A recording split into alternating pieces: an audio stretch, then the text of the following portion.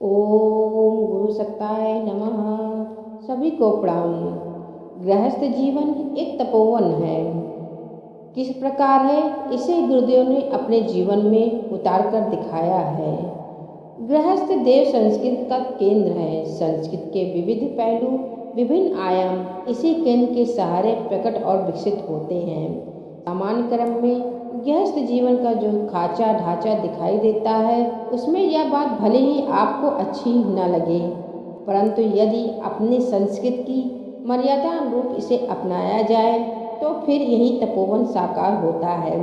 हमारे परम पूज्य गुरुदेव पंडित श्री राम शर्मा आचार्य जी ने जीवन में यही तथ्य खरा, सही और सटीक प्रमाणित किया है।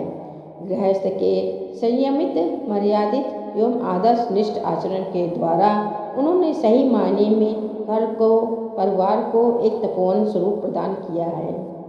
यहीं पर संयम, सेवा और सहयोगिता की साधना करके वे संस्कृत पुरुष और लक्ष्य कोटि जनों की परम पूज्य गुरुदेव बने। साधना काल में ही उनके गृहस्थ जीवन की शुरुआत हो गई थी। वंदनीय माता जी ने आकर यहाँ संस्कृति संजीवनी की फसल उगाई।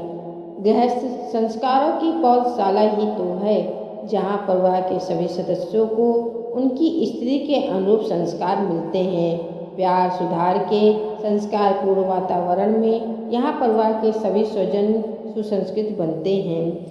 वंदनीय माता जी एवं परम पूज्य गुरुदेव की गृहस्थी कुछ इसी प्रकार रही। उनके गृहस्थ जीवन के अगणित प्रसंग हैं, असंख्य बातें हैं। इन सभी में यदि एक तथ्य हर कही है तो वह है प्यार और संस्कार। हर पहलू से, हर आयाम से इन्हीं दो की झलक मिलती है। गुरुदेव माता जी इन दोनों में से कौन बड़ा है, कौन छोटा, यह चर्चा निरी महत्वहीन है, क्योंकि ये दोनों दो दिखते हुए भी दो नहीं थे, एक ही थे। जीवन एवं प्राण, काया एवं श्वास, सूर्य एवं प्रकाश, चंद्रमा एवं चांदनी, यही नाता था दोनों में। दोनों ही एक दूसरे के प्रति गहराई से अर्पित और समर्पित थे। उनका सब कुछ तो एक ही था। यह सच्चाई उनसे मिलने वाले भी अनुभव करते रहते थे।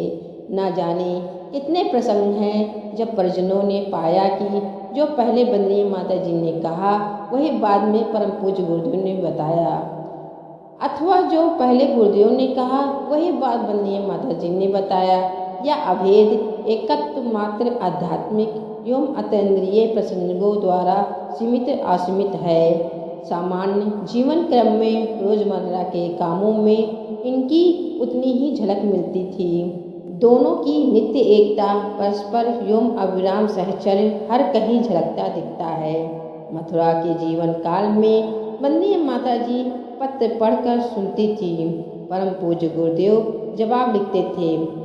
जिस तरह से पत्र लेखन आदि गुरुदेव के द्वारा किए जाने वाले कामों में माता जी सहयोग देती थी, ठीक उसी तरह माता जी के घर गृहस्थी के सामान्य काज में गुरुदेव भी हाथ बटा दिया करते थे। ऐसे प्रसंग पुराने परिजनों द्वारा आज भी सुने जा सकते हैं। उनके दाम्पत्य संबंध दिव्य एवं अति मानवीय होते हुए भी मानवीय सहृदयता, घनिष्ठता, आत्मीयता एवं प्रेम का उज्जवल उदाहरण प्रस्तुत करते हैं।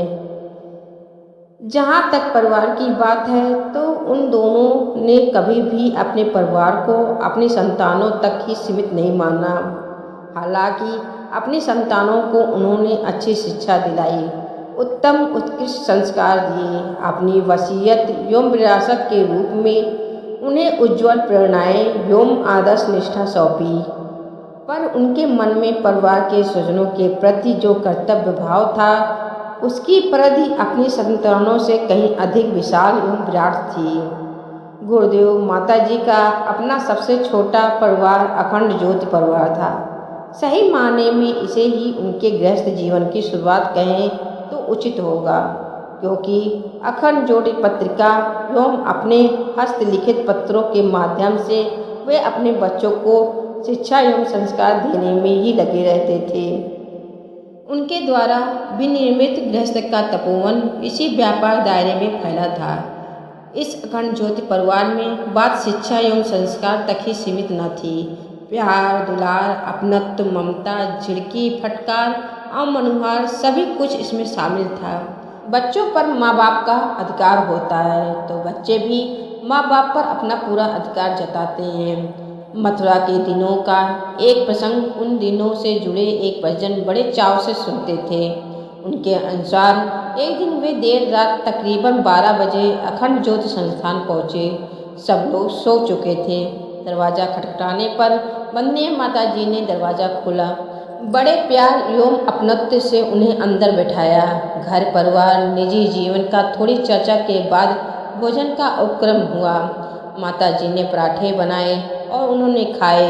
इसके बाद उन्होंने निवेदन किया कि माता जी गुरुदेव से मिलवा दीजिए। माता जी ने समझाया, बेटा सुबह मिल लेना। इस पर वह परिजन दुखी हो गए। कहने लगे, हम तो गुरुजी से मिलने भागे भागे चले आए, लेकिन गुरुजी तो मिलेंगे ही नहीं। तभी गुरुजी अपने कमरे से निकलकर आ गए और बोले, कोई बात नहीं, मिल लो। बच्चों का हक तो माँ बाप को ही रखना पड़ता है, पर अभी तुम सो जाओ, बातें सुबह आराम से करेंगे। हमारे गुरुदेव ने ऐसी पारिवारिक भावनाएं बोई थी। गुरुदेव ने इन्हीं को व्यापक और विशालता आज कोटि जनों को अपने में समेटे युग निर्माण मिशन में दिखाई पड़ रहा है। छोटी शुरुआत धीरे धीरे बड़ी हुई। अखंड ज्योति परिवार और अधिक बड़ा होकर गायत्री परिवार बना। गुरुदेव मथुरा से शांति कुंज हरिद्वार चले गए। इसे अन्य शब्दों में कहें तो गुरुदेव का गृहस्थ जीवन और व्यापक हुआ। यूँ कहा जाए कि वे अपने गृहस्थ रूपी तपोवन ने अपना और अधिक विस्तार किया। दायरा बढ़ा पर दायित्व वही निभाया जाना था। अपने संतानों को शिक्षा व संस्कार देने का, अपने बच्चों को गढ़ संभाल कर उन्हें निखार कर सुसंस्कृत बनाना ही तो उनका मकसद था। वे अनूठे, उनकी गृहस्थी अनोखी थी। आज भी लाखों करोड़ों को संस्कार देने वाले पूज्यवर एवं परम वंदनीय माता जी संपूर्ण गायत्री परिवार के अभिभावक जन जन के लिए प्रेरणा के केंद्र बन गए हैं। ऐसे हैं हमारे परम पूज्य गुरुदेव एवं हमारी माता जी।